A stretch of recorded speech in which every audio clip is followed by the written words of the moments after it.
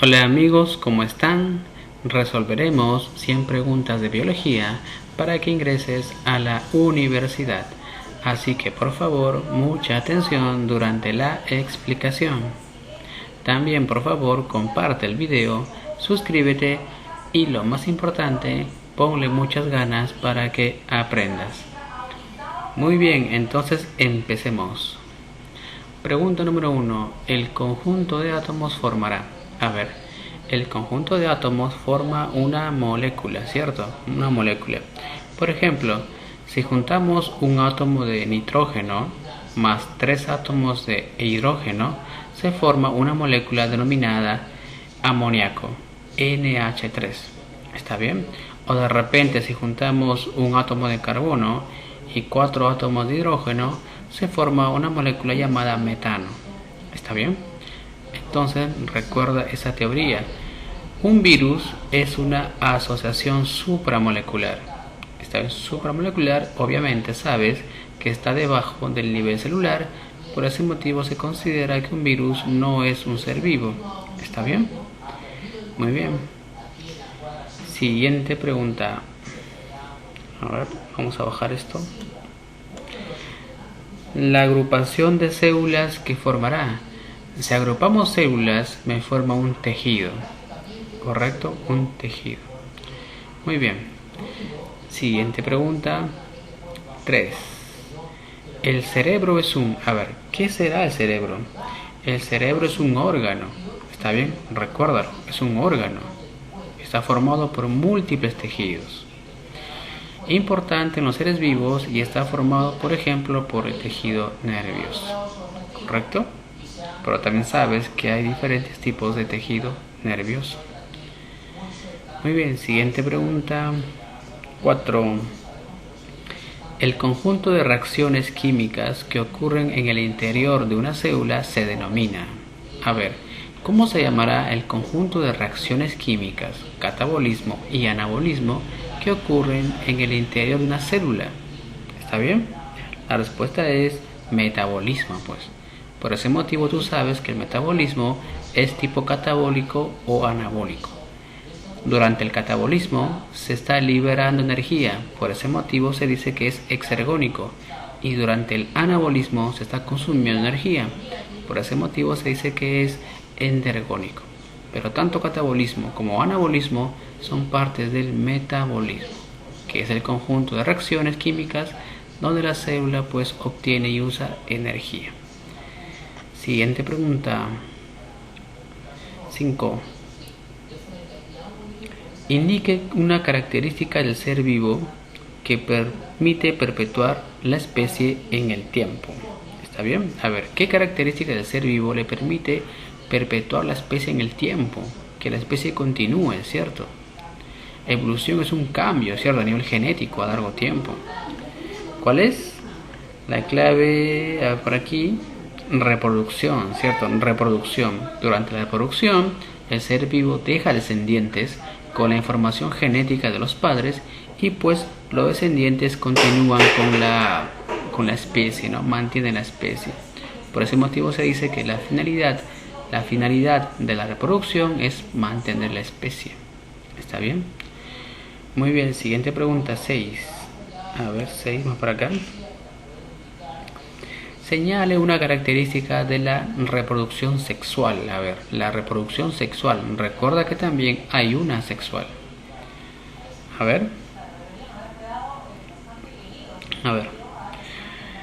Participa un solo progenitor, falso, ¿no? Durante la reproducción sexual participan 2 progenitores, el macho y la hembra. ¿Está bien? La C, no presenta variabilidad, falso. La sexual sí presenta variabilidad. No presenta cigoto, falso. La sexual sí tiene cigoto. El cigoto es la unión del óvulo con el espermatozoide. La E, participa un solo gameto, falso. Participan 2 gametos. Entonces existe una fusión de gametos. Por ese motivo existe una variabilidad, ya que los gametos están intercambiando pues sus genes. ¿Está bien? Hay fecundación, eso es verdad, ¿cierto? Existe fecundación en la reproducción sexual. La clave es B. Sin embargo, te comento que la clave A es un poco ambigua. ¿Sabes por qué? Porque un solo individuo, está bien, también podría originar pues una reproducción sexual. Por ejemplo, un hermafrodita. Un hermafrodita es un solo individuo que por sí solo se puede autofecundar, ¿entiendes? Y generar pues más descendientes. Por ejemplo, hay flores que son hermafroditas, ¿cierto? También hay platelmintos como la tenia que son hermafroditas también. Muy bien, siguiente pregunta, 7. A ver, cuando el tallo de una planta crece hacia la luz, ocurre, a ver, el tallito de la planta está creciendo hacia la luz, está buscando la luz. Entonces, ¿cómo se llama ese fenómeno? Te cuento, mira, a ver, si es luz, el estímulo es foto, entonces busca foto, aquí está foto. Como es una planta, las plantas hacen tropismo, aquí está, fototropismo. Y como la planta está acercándose a la luz, entonces positivo. La clave es casita. ¿Está bien? Muy bien. ¿Qué pasaría si de repente te dicen las raíces? En el caso de las raíces serían fototropismo negativo, porque las raíces se están alejando de la luz. Muy bien, siguiente pregunta. 8 por 8, a ver. Ya estamos en el nivel intermedio. A ver, la palabra biología, ¿por quién fue propuesta? A ver, la palabra biología fue propuesta por Lamarck. ¿Está bien? Lamarck. Recuerda este dato. ¿Está bien? El mismo que propuso la primera teoría coherente, racional de evolución, también fue el primero que propuso la palabra biología. 9. Señale el organismo que no es considerado un ser vivo. A ver, ¿qué organismo no es considerado un ser vivo? ¿Está bien? Te darás cuenta pues que es el virus. Como ya te había comentado, el virus es una organización supramolecular que está debajo del nivel celular, y como la célula es la mínima unidad de vida, entonces un virus no está vivo. Por ese motivo a un virus no se le puede matar. ¿Está bien? La cianofita es una bacteria, también llamada cianobacteria. El gallito es un ave, ¿no? Etcétera. Pregunta número 10. Busquemos la 10, por aquí está. Los virus no son considerados seres vivos porque, a ver, ¿por qué los virus no son seres vivos? La clave es, ¿cierto? Porque no están formados por células. ¿Está bien? Porque no están formados de células. Recuerda que un virus no se reproduce, sino se multiplica. ¿Está bien? Los virus se multiplican. Los únicos que se reproducen son los seres vivos. Y un virus no está vivo. Por ese motivo un virus no se reproduce. ¿Está bien? Obviamente los virus tampoco tienen un metabolismo propio. Necesitan de un hospedero. ¿Está bien? Muy bien. Perfecto. Entonces los virus no son seres vivos porque no están formados por células. Muy bien. Pregunta 11. Si en una célula predominan las reacciones anabólicas, se producirá. A ver. ¿Qué pasaría si en una célula lo que predomina son reacciones anabólicas? Recuerda que una reacción anabólica también se conoce como una reacción de síntesis. Por ejemplo, la fotosíntesis es una reacción anabólica. La síntesis de proteínas es otra reacción anabólica. Entonces, en todas las reacciones anabólicas existe el crecimiento. ¿Está bien? Crecimiento. Clave barquito. 12. Un ejemplo de reacción anabólica es otro ejemplo de anabolismo. ¿Está bien? Anabolismo. ¿Cuál sería? Como ya te había comentado, la síntesis de proteínas. Todo lo que implica síntesis es anabolismo, recuerda. Y lo que implica rompimiento es catabolismo.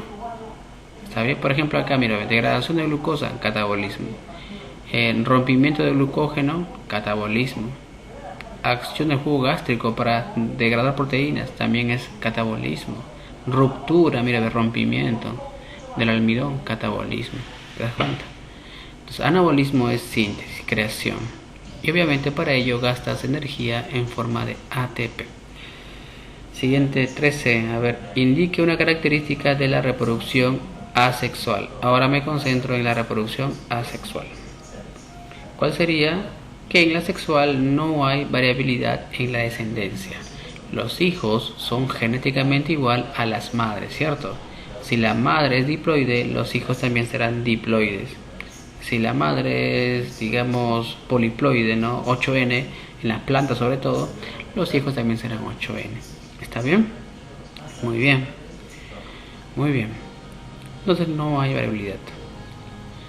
Siguiente pregunta a nivel avanzado. Ya estamos en el nivel avanzado. ¿Cuál es la rama de la biología que estudia el comportamiento de los animales? A ver, animales, al comportamiento. La ecología, no, ¿cierto? Se estudia la interacción de los seres vivos en un ecosistema con su medio ambiente. ¿Está bien? Acá moluscos, acá reptiles. A ver, bla, bla, bla, bla. Comportamiento, la etología, ¿cierto? La etología estudia pues el comportamiento. Muy bien, 15 ahora, 15. Algunos insectos se dirigen hacia una vela encendida, atraídos por la luz. Esta respuesta se denomina. A ver, para comenzar, esta característica del ser vivo se denomina irritabilidad. ¿Está bien? Irritabilidad, la respuesta que tienen los seres vivos a un estímulo externo o interno. En este caso, el ser vivo, el insecto, está respondiendo al estímulo que es la luz. ¿Está bien? En este caso es una taxia. Taxia, ¿por qué? Porque es un animal. Foto, porque el estímulo es la luz. Y positivo, porque se está acercando a la luz, a la vela. ¿Está bien? Por ejemplo, las cucarachas, ¿cómo serían? Negativo, ¿cierto? Porque se alejan de la luz. Muy bien, 15, entonces barquito, 16. A ver. Cuando viajamos a la sierra de Perú, sentimos mareos y sensación de falta de aire, pero luego de algunos días desaparecen los síntomas. ¿Por qué? Porque nos estamos adaptando al medio, ¿cierto? Al medio. Hay una adaptación. Recuerda que la adaptación también es una característica de los seres vivos. Los seres vivos se adaptan al medio para poder sobrevivir. Recuerda que la finalidad de la adaptación es sobrevivir a los cambios que existen. ¿Está bien? Por ejemplo, en el caso de la sierra, pues hay una variación en los glóbulos rojos que permitirá una mejor captación de los pocos gases que existen en la sierra, ya que recuerda que a más altura existe menos presión atmosférica. Siguiente pregunta, 17. Los animales que viven en el Polo Norte, para adaptarse a su medio ambiente, han desarrollado abundante tejido adiposo, ¿cierto? Abundante tejido adiposo. ¿Está bien? Muy bien, recuerda que con ese abundante tejido adiposo, pues la mamá también convierte a leche, ¿no? Y le da pues digamos, de lactar, ¿no? A su ocesno, ¿no? La madre. Recuerda que la mamá osa caza en verano, ¿cierto? Cuando hay luz, de tal manera que acumula una grasa, una capa gruesa de triglicéridos, de grasa, y luego en invierno son meses de oscuridad. La madre convierte esa grasa en energía a largo plazo. ¿Está bien? Muy bien, siguiente, 18. Los riñones, al filtrar la sangre, eliminan los desechos metabólicos y mantienen en equilibrio los líquidos corporales. Esta característica del ser vivo se denomina, está más que cantado, ¿no? Homeostasis. La homeostasis es una característica de los seres vivos de mantener las condiciones internas estables. Entonces, si nuestro cuerpo detecta que hay más agua de lo normal, esa agua tiene que ser eliminada. Está bien eliminada. Entonces se eliminan pues mediante las vías urinarias. El riñón filtra, ¿cierto? En este caso pues ya no reabsorbe mucha agua porque hay un exceso de agua, y luego se eliminan pues en forma de orina. ¿Está bien? Y pues el objetivo es mantener el equilibrio siempre. Recuerda, homeostasis es mantener el equilibrio interno, ya sea de líquido, de temperatura, etcétera. Muy bien, ya acabamos ese primer bloque. Ahora el segundo bloque. A ver, vamos a tomar un poco de agua. vamos bien de... A ver. Vamos a comenzar con el segundo bloque. A ver, empecemos. Señale el organismo unicelular que presenta célula tipo procariota. ¿Está bien? A ver, de los 5, ¿cuál será procariota? El virus ni siquiera está vivo. Cierto, un virus ni siquiera está vivo, por lo tanto no entra en la discusión.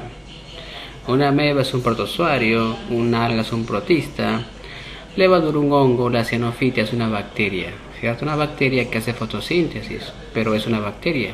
Y como es una bacteria es procariota. Clave enanito. Siguiente, la 2. ¿Cuál de las siguientes estructuras está presente en una célula procariota otra vez? Ribosomo 80S falso, es 70S. Pared con celulosa falso, es pared con mureína. Núcleo falso, aquí no hay núcleo. ADN circular, eso es verdad, ¿no? Verdad, el ADN circular está presente en las procariotas. Sistema, peor todavía, es recontra falso. Clave es la D, ¿está bien? Muy bien. 3.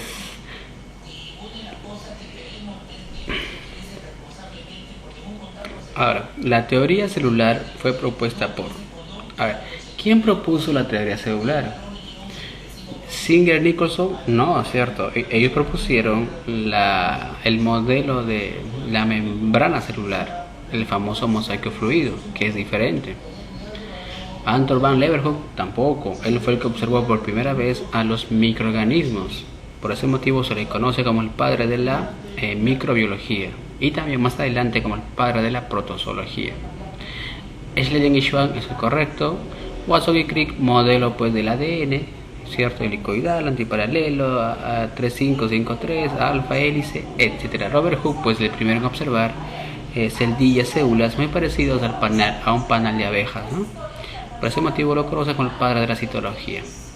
Entonces Schleiden y Schwann, cierto, Schleiden dijo que toda planta está formado por células y Schwann dijo que todo animal está formado de células.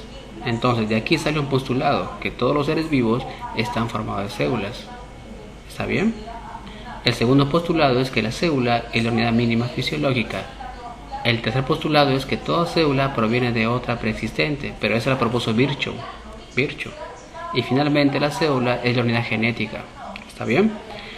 Hoy en día se habla de la teoría celular moderna, que involucra a Schleiden, a Schwann y también a Virchow. ¿Está bien? Por si acaso. Clave casita. Muy bien. Casita. Entonces, 3 casita. 4. A diferencia de las células procariotas, los eucariotas presentan. A ver, ¿qué tendrán las eucariotas que las procariotas no presentan? La clave es citoesqueleto, ¿cierto? El citoesqueleto solamente está presente en eucariotas, no en procariotas. El resto de acá sí lo presenta la procariota, mesosoma, nucleoide, mureína en la pared. ¿Está bien? Siguiente, 5, vamos. La pared celular secundaria en las células vegetales está formado principalmente por... A ver, ¿cuál sería? A ver, para comenzar, la pared celular de las plantas es bien complicado. ¿Por qué? Porque se dividen en dos, primaria y secundaria. Y la secundaria a la vez se divide en 3, capa S1, capa S2 y capa S3. ¿Está bien? Dentro de la secundaria entonces tenemos 3 capas, S1, S2 y S3, y la más importante y más gruesa es la capa S2, que se caracteriza porque tiene abundante celulosa. ¿Está bien? Clave casita. Muy bien, siguiente pregunta sería la 6, ¿cierto? Sí, 6 por aquí. Aquí está, a ver, aquí está la 6. A ver. La membrana celular está formado químicamente por... A ver, ¿tiene fosfolípidos? Sí, eso es cierto. La membrana celular tiene fosfolípidos. ¿Tiene glucolípidos? También, cierto, tiene glucolípidos. Que es un glúcido más un lípido, pues. ¿Tiene proteínas? Obviamente sí. Por ese motivo se dice que es lipoproteica, ¿cierto? ¿Tiene esteroides? Obviamente sí, también. Entonces la clave es D. La clave D. La membrana tiene todos ellos, pero ojo, algo muy importante. En sí, una membrana normal, escucha, tiene solamente lípidos y proteínas. El resto varía. Por ejemplo, esteroides, si bien es cierto, está presente en la membrana, pero de animales, no de vegetales. ¿Está bien? Muy bien. Siguiente. 7. A ver. La glucosa ingresa al interior de las células por qué tipo de transporte. A ver. La glucosa ingresa en la sangre, ¿cierto? De la sangre ahora tiene que ingresar a la célula. Porque si no, la glucosa se acumula en la sangre y eso es malo. Es malo que la glucosa se acumule en la sangre. Entonces la glucosa tiene que ingresar. Y cuando ingresa lo hace por el transporte. ¿Qué transporte? Difusión facilitada. Es decir, hace uso de una proteína. Correcto, de una proteína hace uso la glucosa. Pero recuerda, difusión facilitada no gasta energía. No gasta energía. ¿Está bien? Ósmosis, el paso del agua, ¿cierto? Y activo es cuando gasta energía, ¿no? A ver, estamos ahora en el nivel intermedio. 8 por 8 otra vez. A ver, la estructura presente en los tejidos vegetales formada por pectatos de calcio y magnesio se denomina. Esa pregunta es un poco memorística, ¿no? A ver, para empezar, está presente en los vegetales y está formado por pectatos. Pectatos, o sea, pectina. Y el que está formado por pectina, ¿cuál es? Es la lámina media, ¿cierto? Lámina media. Entonces, la lámina media está formada por pectina, pero específicamente por pectatos de calcio. Aquí hay calcio. ¿Está bien? Recuérdalo. Apoplasto es un tipo de transporte, ¿cierto? Cuando el agua ingresa por las raíces y se mueve pues por la pared celular. ¿Está bien? Plasmodesmos son canales de comunicación entre las células vegetales. ¿Está bien? Siguiente pregunta. Recuerda que los pectatos de calcio y la pectina está formando la lámina media. Y la lámina media es el cemento que une a dos células. ¿Está bien? Y es formada por el Golgi. Muy bien. Siguiente pregunta, 9. La estructura que permite la comunicación entre las células vegetales se denomina, ya te lo había dicho, ¿cómo se llama la estructura que permite la comunicación en células vegetales? El plasmodesmo, ¿cierto? El plasmodesmo, canales de comunicación. Muy bien, 9, ahora la 10.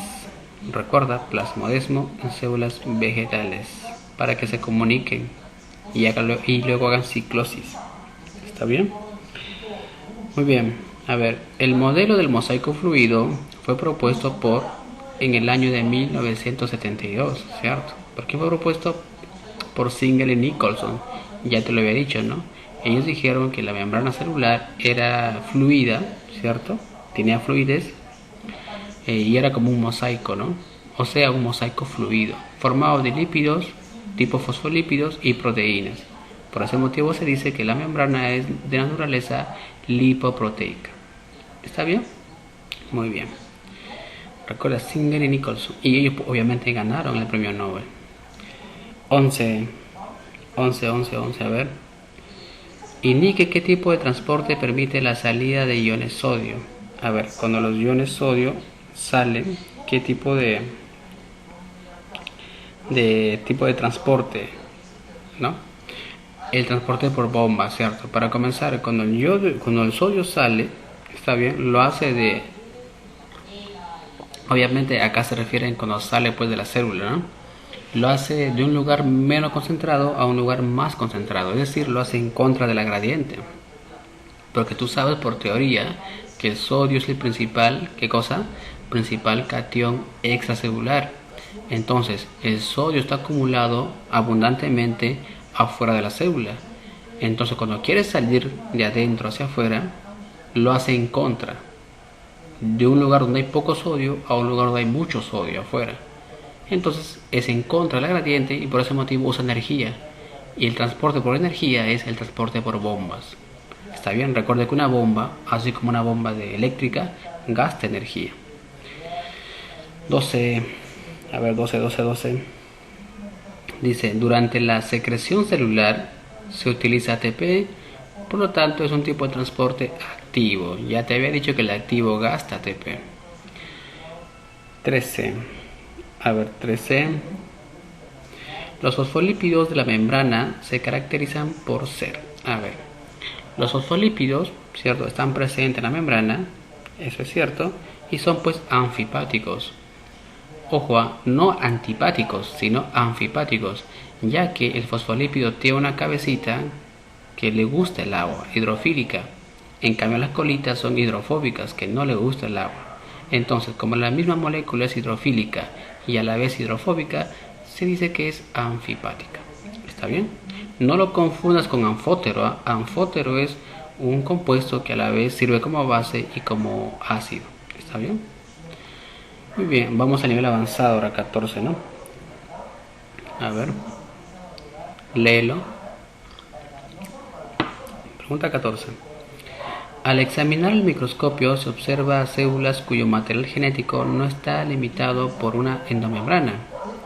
De lo anterior podemos concluir que estas células pertenecen ¿a cuál? A las bacterias, ¿cierto? Bacterias. ¿Por qué? Porque te dicen que el material genético, o sea, el ADN, no está limitado, o sea, no está protegido por una carioteca, por un núcleo. Entonces, como no hay núcleo, ¿cierto? Entonces es una bacteria procariota, porque las procariotas son sin núcleo.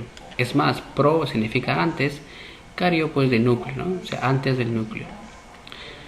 Muy bien, siguiente pregunta, 15. A ver, 15. La zona glucídica de las membranas de animales y protozoos, compuesta principalmente por oligosacáridos y péptidos que participan en el reconocimiento celular y en el proceso inmunitario, se denomina. A ver,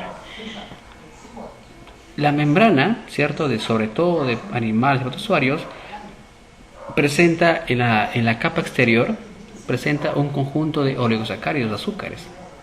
¿Está bien? Esos azúcares que están formando la membrana externa de las células animales y los protozoos, ¿está bien?, se denomina glucocálix. Correcto, se denomina glucocálix, clave C, y pues su función es el famosísimo reconocimiento celular. ¿Está bien? Eso explica por qué motivo un óvulo pues de un chimpancé no se puede fecundar con el espermatozoide pues de un gato. ¿Me entiendes? Porque no hay un reconocimiento entre ambos. Muy bien, 16. Dice así. Los poros hidrofílicos presentes en la membrana celular están formados por... A ver, ¿por qué motivos están formados los poros hidrofílicos en la membrana? Por una proteína integral total, ¿cierto? Recuerda que una proteína integral es la que atraviesa totalmente la membrana.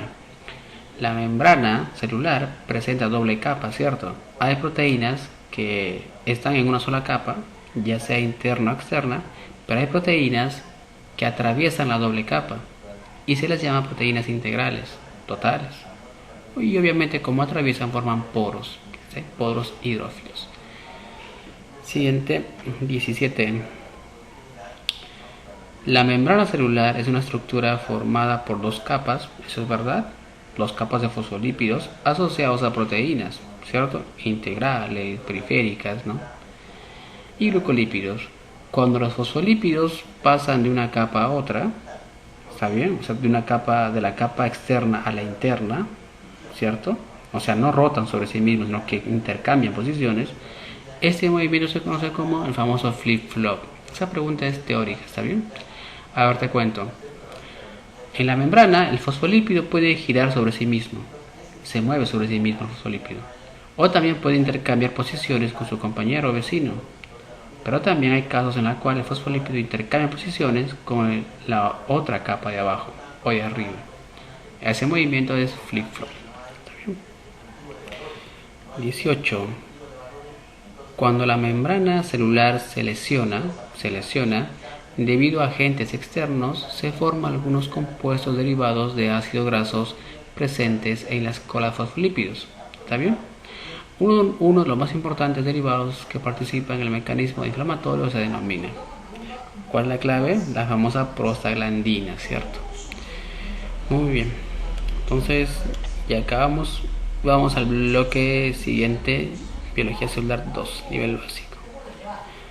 Una pause. A ver, continuemos. A ver. Biología celular 2. Pregunta número 1. ¿Cómo se denomina la región de la célula que presenta citoesqueleto y organelas? A ver, si bien es cierto, sabemos que las células eucariotas presentan citoesqueleto, ¿cierto? ¿Dónde se encuentra ello? Se encuentra pues en el citoplasma. En el citoplasma. Y justamente el esqueleto de la célula se llama citoesqueleto. Y su función pues es darle soporte a la célula. Y también pues suspende a las organelas. Así como nuestro esqueleto sostiene a nuestro hígado, sostiene a nuestro corazón, igual también el citoesqueleto pues sostiene a las organelas, a la mitocondria, al cloroplasto, etc. A ver, hay un concepto que se denomina citosol. Te explico, a ver. El citoplasma es un concepto mucho más amplio que engloba al citosol. Se dice que el citoplasma está formado por citosol, citoesqueleto y organelos. Esos tres, si se unen, forman el citoplasma. El citosol solamente se refiere a la parte líquida, a la parte semilíquida. ¿Está bien? El citoplasma, en cambio, se refiere a todo: esqueleto, organelas y el resto. Siguiente pregunta. El retículo endoplasmático, ¿cierto?, presenta ribosomas adheridos y tiene como función. La clave, ¿cuál es? El rugoso, ¿no? El retículo rugoso presenta ribosomas y pues se encarga de la síntesis de proteínas. Es portable, ¿por qué? Porque luego las proteínas se dirigen a donde, al aparato de Golgi, donde ocurrirá pues la famosa post-traducción. ¿Está bien? Una modificación de la proteína. De esa manera la proteína puede enrollarse en espiral, puede pues agregársele un componente cromado, como en el caso de la hemoglobina, ¿cierto?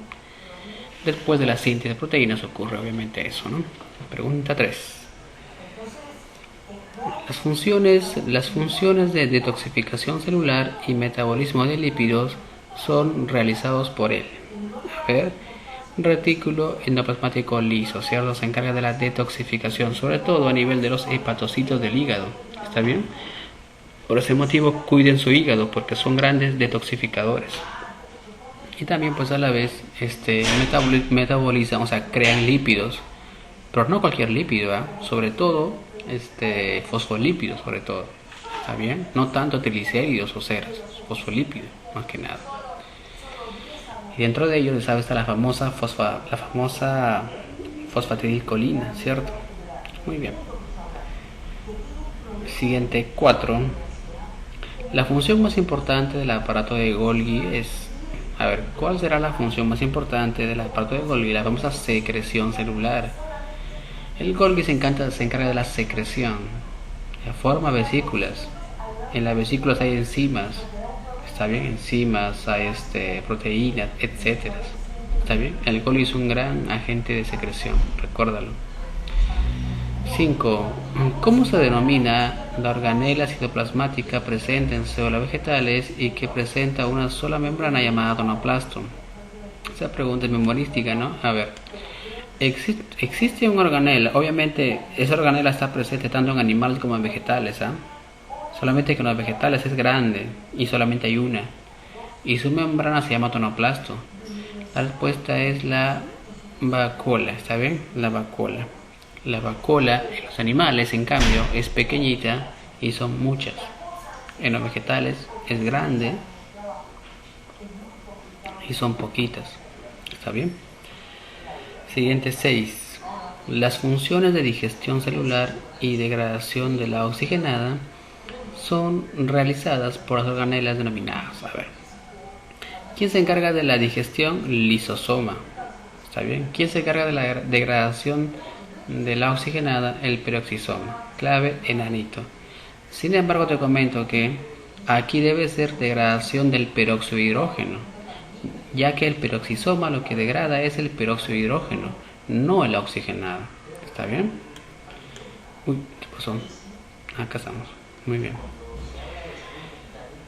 Creo que esto estaba así. No, sí está bien.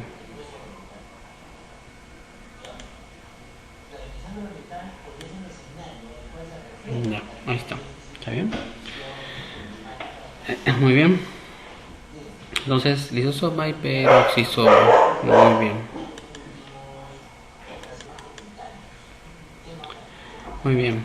Siguiente pregunta. Recuerda también que lisosoma y peroxisoma pues se originan ¿dónde? En el aparato de Golgi. ¿Está bien? Recuerda eso. ¿Está bien? Siguiente pregunta. 7. La organela celular presente en células vegetales que transforma lípidos a azúcares se denomina. Esta pregunta es bien conocida, ¿no? Los glioxisomas, ¿cierto? Los glioxisomas están presentes sola y únicamente en los vegetales. Pero en los vegetales, ojo, en las semillas. En las semillas ocurre la transformación de lípidos a azúcares en el famoso ciclo del glioxilato. ¿Está bien? Muy bien, pregunta siguiente 8. 8 por 8, estamos en el nivel intermedio. A ver, pregunta número 8. El citoesqueleto presenta una red de microtúbulos que está formados por la proteína. Muy bien, a ver. Ya habíamos hablado del citoesqueleto, ¿cierto? Que era el esqueleto de la célula. Te comento ahora que este está formado por 3 tipos de estructuras. Los primeros son los microfilamentos, el segundo son los filamentos intermedios y el tercero son los microtúbulos. ¿Está bien? Y los microtúbulos a la vez están formados por proteínas denominados tubulina. ¿Está bien? Tubulina. Clave D. Siguiente pregunta 9. La propiedad de los coloides en la que cambian constantemente de su estado citogel a citosol y viceversa se denomina, esa pregunta es bien típica, tixotropía, ¿cierto?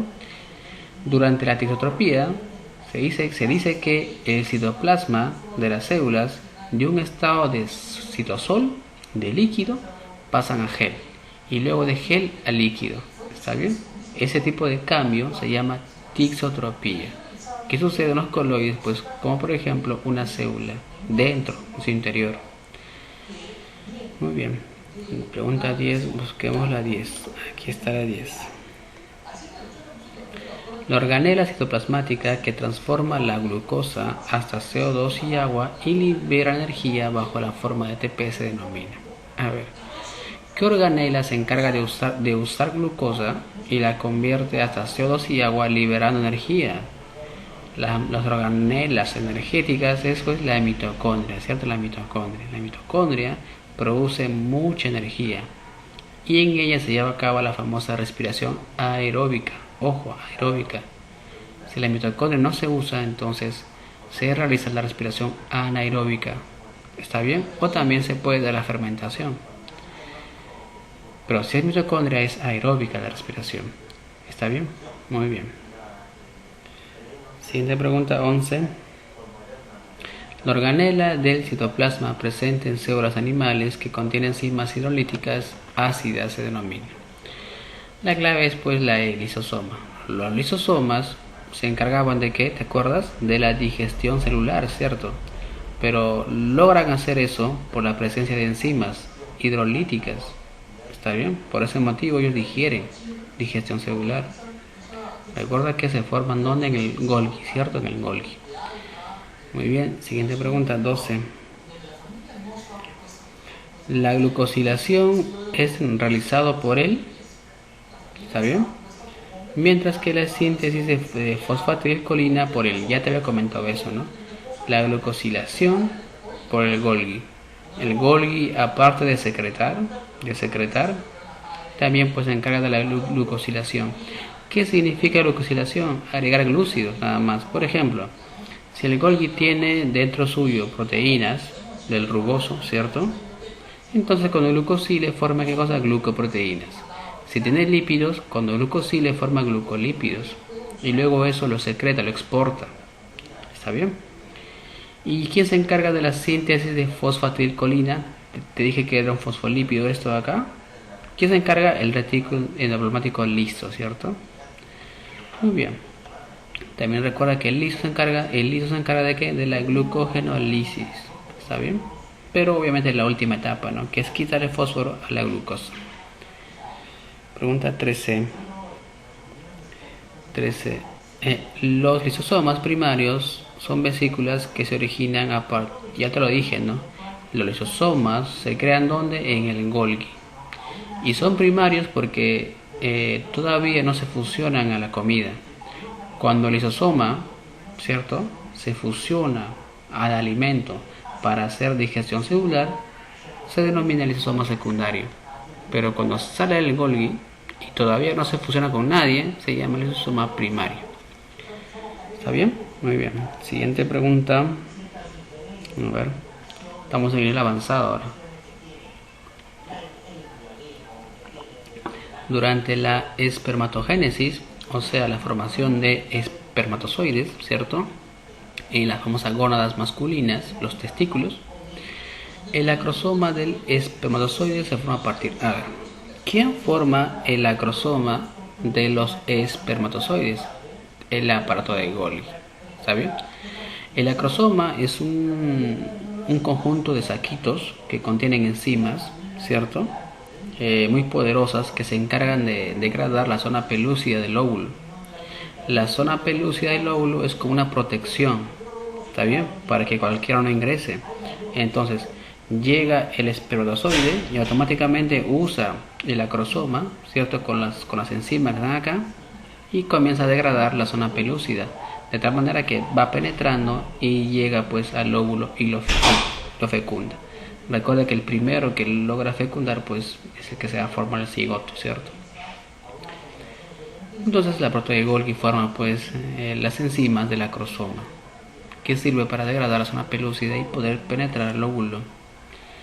Pregunta 15, siguiente. Aquí está la 15. A ver, 15. La catalasa, ¿cierto? La catalasa y son enzimas presentes en él y tienen como función regular el metabolismo de H2O. Ya te lo había dicho, ¿no? ¿Cierto? Lo que degrada la catalasa en el peroxisoma es el peróxido de hidrógeno y lo hace con dos enzimas, la peroxidasa y en el peroxisoma, ¿cierto? Muy bien. Claro, una es la peroxidasa y la otra es la catalasa. ¿Está bien? A ver, te explico mejor. Con la peroxidasa, escucha, mira, a ver, nuevamente, a ver, borra todo otra vez. El peroxisoma es un organelo, ¿está bien? Un organelo. Este organelo tiene dos enzimas, la peroxidasa y la catalasa. Con la peroxidasa, aunque no lo creas, se forma peróxido de hidrógeno, de acá esto. Pero eso es tóxico para la célula. Y como es tóxico, automáticamente la catalasa viene y lo rompe. Lo rompe hasta agua y oxígeno. Es decir, en el peroxisoma mismo se forma peróxido con la peroxidasa y automáticamente se degrada con la catalasa. ¿Está bien? Porque es tóxico. Muy bien. Siguiente, 16. El plastidio de mayor importancia en la célula vegetal es el, a ver, ¿cuál será el plastidio de mayor importancia? El cloroplasto, ¿cierto? ¿Por qué? Porque se encarga de la fotosíntesis. Fotosíntesis, recuérdalo. ¿Está bien? Cromoplasto no tanto, ¿por qué? Porque da coloración a las flores. Obviamente también es importante, ¿no? Pero te dicen el de más importancia. ¿Está bien? Muy bien. Siguiente, 17. El centriolo y el axonema del flagelo están formados por proteínas tubulinas y se presentan respectivamente como. Bueno, esta pregunta es sobre cómo es la organización de un centriolo. El centriolo se organiza como 9 tripletes. Un centriolo es 9 tripletes, ¿cierto?, de microtúbulos. Y el microtúbulo está formado por tubulina. En cambio, el axonema, que es la colita del flagelo, es 9 dupletes alrededor y 2 en el centro. Recuerda, los flagelos tienen esta estructura de acá. Pero también recuerda que un flagelo tiene axonema, que es 9 más 2, y tiene también el cuerpo basal, que es 9 más 0. ¿Está bien? Porque un flagelo tiene dos partes, axonema y cuerpo basal. Muy bien. Yo también llamado cinetosoma, ¿no? Es otro nombre que le ponen al cuerpo basal, cinetosoma. Siguiente pregunta. Las glucoproteínas presentes en la membrana del retículo endoplasmático rugoso que permiten la unión de ribosomas a dicha membrana se conocen como. A ver, te pregunto, tú sabes que el retículo rugoso presenta ribosomas, ¿cierto? En superficie. Te pregunto, los ribosomas que están en la superficie del retículo rugoso, ¿mediante qué están unidos? ¿Cierto? ¿Mediante qué cosa? Entonces es una glucoproteína, más que nada una proteína, es un pegamento que une y se llama riboforina. Entonces te van a preguntar, la riboforina es el pegamento que mantiene unido los ribosomas al retículo endoplasmático rugoso, y dándole pues su nombre de rugoso gracias a esa unión. Y pues se terminó y ya pasamos a la siguiente, ¿cierto? Fisiología celular 1, ¿no? A ver, pregunta número 1 de fisiología celular 1. ¿Está bien? Vamos, no te rindas, continuemos. La estructura del núcleo, que se caracteriza por ser doble, porosa y asimétrica, se denomina. A ver, ¿cómo se denomina? Carioteca, ¿cierto? La carioteca. La carioteca forma parte del núcleo. A ver, te cuento. El núcleo en las eucariotas está formado de lo siguiente: la carioteca, que es la que protege, el carioplasma, que es la parte líquida de adentro, el ADN, el nucleolo. Todo eso forma el núcleo. Es bien complejo. ¿Está bien? Entonces, la carioteca justamente es esa estructura de doble membrana, que es porosa. Justamente tiene poros para comunicar al núcleo con el citoplasma. Porque si no, pues no habría comunicación. Y gracias a los poros hay comunicación. Muy bien. Pregunta número 2. A ver, ¿cuál es el componente del núcleo que se encarga de la síntesis de ribosomas? A ver, el nucleolo, ¿cierto? El nucleolo, ojo, ya te había comentado que es parte del núcleo. El nucleolo se encarga de formar los ribosomas, sobre todo las subunidades de los ribosomas. Las subunidades luego van al citoplasma a través de los poros, ¿cierto? Viajan al citoplasma y ahí recién se unen y comienzan por la síntesis de proteínas. ¿Está bien? Pues recuerda, los ribosomas, sus subunidades se forman en el nucleolo. Siguiente 3. La cromatina es una asociación supramolecular formada por, la cromatina que tiene ADN, ¿cierto? Más proteínas. Pero recuerda que las proteínas son tipo histonas, ¿cierto? Histonas, y son proteínas básicas, ojo, básicas, no ácidas. Y forman pues un famoso octámero, ¿no? Como son 8 octámeros, y se les llama octámero de histonas. Y junto con el ADN forma la cromatina. Perfecto. 4. La formación a partir del ADN se denomina, te pregunto. Entonces, la formación de ARN a partir de ADN se denomina transcripción, ¿cierto? Entonces, el ADN forma ARN. ¿En qué evento? La transcripción, que se lleva a cabo en el núcleo. Este ARN se llama ARN mensajero. Y luego saldrá ¿a dónde? Al citoplasma para leer, pues, para que sea leído por los transferenciales y el ribosoma, ¿no? Pregunta 5. Durante el ribosoma produce, durante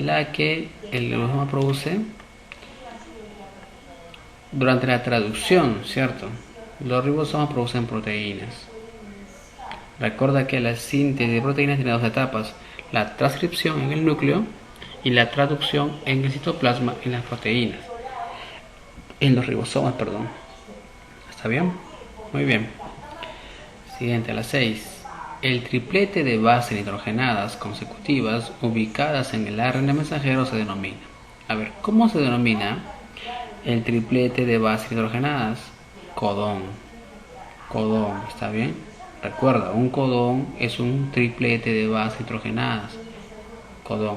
¿Y está dónde? Está en el mensajero. Sin embargo, el anticodón está donde en el ARN transferencial. Recuérdalo, ¿eh? Codón en el mensajero y anticodón en el ARN transferencial. También recuerda que el conjunto de codones en el mensajero me da el famoso código genético. 7. El código genético está formado por consentir. A ver, 61, ¿cierto? A ver, te comento, ¿eh? El código genético está formado por 64 codones. ¿Está bien? Pero de los 64, solamente 61 son los que forman aminoácidos. O sea, tienen sentido. Codifican aminoácidos.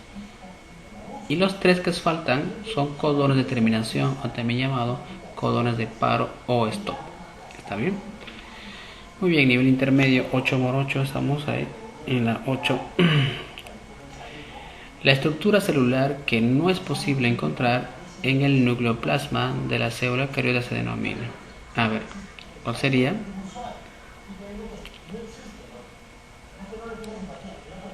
¿Cuál no puedes encontrar? El centrosoma, ¿cierto? El centrosoma. Esto no lo puedes encontrar porque eso se encuentra afuera. Está afuera. Te dice lo que está en el nucleoplasma, o también llamado carioplasma, o también llamado cariolimba. Tienen 3 nombres. Todo eso lo encuentras en el núcleo, pero esto no, eso está afuera. Y se usa pues para formar ¿qué cosa? El uso cromático. Recuerda que los centrosomas está formado ¿por qué? Por 2 centriolos y una zona denominada zona pericentriolar, de donde salen los usos cromáticos durante la división celular. ¿Está bien? La 9 es un poco larga. A ver. Dicen: respecto a la cromatina, señale la secuencia correcta, verdad o falsedad. Su unidad se denomina nucleosoma, eso es verdad. La unidad, la cromatina, se denomina nucleosoma. ¿El nucleosoma qué es? Fácil, es ADN con un octámero de histonas, lo que ya habíamos conversado. ¿Está bien? 2. ¿La histona H1 forma parte del octámero? No. El octámero está formado por H2A, H2B, H3 y H4, 2 de cada uno. Y el H1 está aparte del octámero. Falso entonces. La heterocromatina se encuentra unida a la carioteca, te pregunto. Eso es verdad. Verdad, ¿está bien? Ahora, recuerda que existen 2 tipos de cromatinas: la eucromatina y la heterocromatina. La eucromatina es la cromatina activa, la que se traduce. ¿Está bien? Pero la heterocromatina no se traduce, es inactiva. Y justamente el famosísimo corpúsculo de Barr es una heterocromatina que se encuentra en el cromosoma de las hembras, mujeres. ¿Está bien? Te pueden preguntar, ¿no? El corpúsculo de Barr es una heterocromatina. Pregunta 10. Pregunta 10. Durante la transcripción de eucariotas ocurre la maduración del ARN, que consiste en la... A ver.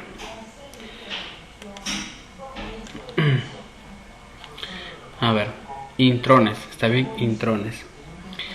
Ahora te cuento, a ver. Ojo, en las eucariotas, escucha bien, en las eucariotas, cuando se forma el ARN mensajero, este está inmaduro. ¿Sí? Ya que contiene zonas codificantes y zonas no codificantes, o sea, intrones y exones. ¿Está bien? Las zonas que no codifican se denominan intrones. Por ese motivo deben ser eliminados, deben ser sacados. Cuando son sacados, el ARN que estaba inmaduro se vuelve a ARN maduro. ¿Está bien? También llamado pues ARN mensajero. Este luego sale, ¿cierto?, al citoplasma a través de los poros nucleares. Entonces, durante la transcripción en eucariotas ocurre la maduración del ARN, que consiste en ¿qué? En la eliminación de intrones, que son zonas que no codifican. El mecanismo se llama el famoso corte y empalme. se cortan los intrones y se empalman los exones. De esa manera el ARN está maduro y se exporta pues al citoplasma para la síntesis de proteínas. 11. El proceso en el que interactúan los tres tipos de ARN se denomina, el ARN ribosómico o ribosomas, el ARN transferencial y el mensajero interactúan ¿dónde? En la traducción, recuerdo, cuya finalidad es formar proteínas. 12. ¿Cómo se denomina la enzima encargada de la unión de aminoácidos? Durante la síntesis de proteínas hay una enzima que se encarga de unir aminoácidos. Se llama la peptidiltransferasa, que está presente ¿dónde? En los ribosomas está presente. 13. En la síntesis de proteínas, el codón de inicio. Si bien es cierto, existe un código genético, ¿cierto?, formado de 64 codones, el de inicio siempre será AUG. ¿Está bien? Y de los 3 que son de terminación o paro que te había comentado, uno de ellos es el UAG. ¿Está bien? Ahora te comento. Los 3 codones de terminación son UGA, UA y UAG. ¿Está bien? Eso lo puedes encontrar en los libros. La clave casita. Nivel avanzado, nivel avanzado. Estamos en nivel avanzado,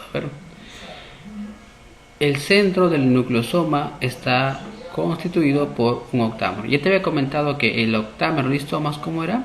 H2A, H2B, H3, H4, pero 2 de cada uno, ¿cierto? La clave casita.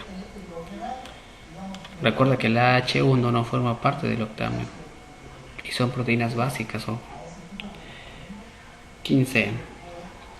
Para la síntesis de proteínas, que es un proceso endergónico, es decir, que usa energía, la energía proviene principalmente de la hidrólisis ¿de quién? De GTP. Ojo, la energía que se usa durante la síntesis de proteínas es tipo GTP. ¿Y lo aporta quién? El ARN transferencial. Ojo, lo trae, mejor dicho. Siguiente.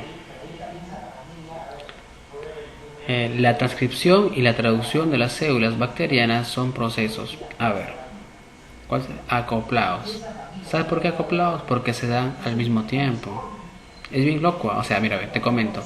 En las eucariotas, primero ocurre la transcripción en el núcleo, ¿cierto? Se forma el ARN inmaduro, ¿cierto? Luego sabe que madura, se cortan los intrones, ¿cierto? Y luego recién el ARN mensajero va al citoplasma, donde ocurre la traducción. ¿Entiendes? Primero ocurre transcripción y luego recién esto, no al mismo tiempo. En cambio, en los procariotas es loco, ocurre al mismo tiempo. ¿Está bien? Ya que no tiene núcleo. No hay necesidad de que el ARN salga del núcleo porque no hay núcleo, pues, ¿me entiendes? Entonces, acoplados, ¿está bien? Acoplados. 17. ¿Cuál es el antibiótico que inhibe la formación de enlaces peptídicos en los procariotes? ¿Está bien? Esa pregunta es bien memorística, ¿está bien? Pero por si acaso aprenderla. Es el cloranfenicol, ¿está bien? Inhibe pues la formación de enlaces peptídicos. Se coloca ahí en la zona peptidil y ya no se pueden unir los aminoácidos. 18. Respecto al proceso de transcripción de eucariotas, señale lo correcto. Te pide la transcripción en eucariotas. ¿Está bien? Ya hemos hablado ya de los intrones, extrones, pero creo que aquí otra cosa está. ¿Cuál sería? El ARN transcrito pasa por un proceso de maduración, ¿cierto?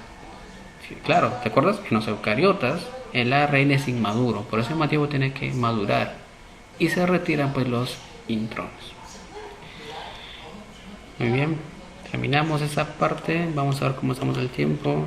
58 ya pasó el tiempo. ¿Ya vamos 100 preguntas o todavía? Creo que sí, ¿no? Ya vamos 100 preguntas. Bueno, chicos, ya vamos creo que 80 preguntas, ¿cierto? Vamos a continuar solamente un poco más. ¿Cómo se denomina las 2 etapas del ciclo celular? ¿Está bien? ¿Cómo se llaman las etapas del ciclo celular? Interfaz y división. ¿Está bien? La interfase a la vez presenta etapa G1, etapa S y etapa G2. Y la división puede ser mitosis o meiosis, ¿cierto? Pero todo ello, ¿qué forma? El ciclo celular, que son el conjunto de etapas por las que pasa la célula desde que nace hasta que se divide. ¿Está bien? Muy bien chicos, esto fue todo por hoy. Vamos a continuar después. Espero que hayas aprendido algo nuevo. Y pues ya sabes, comparte, suscríbete. Y pues conmigo será hasta la próxima. Gracias por tu atención.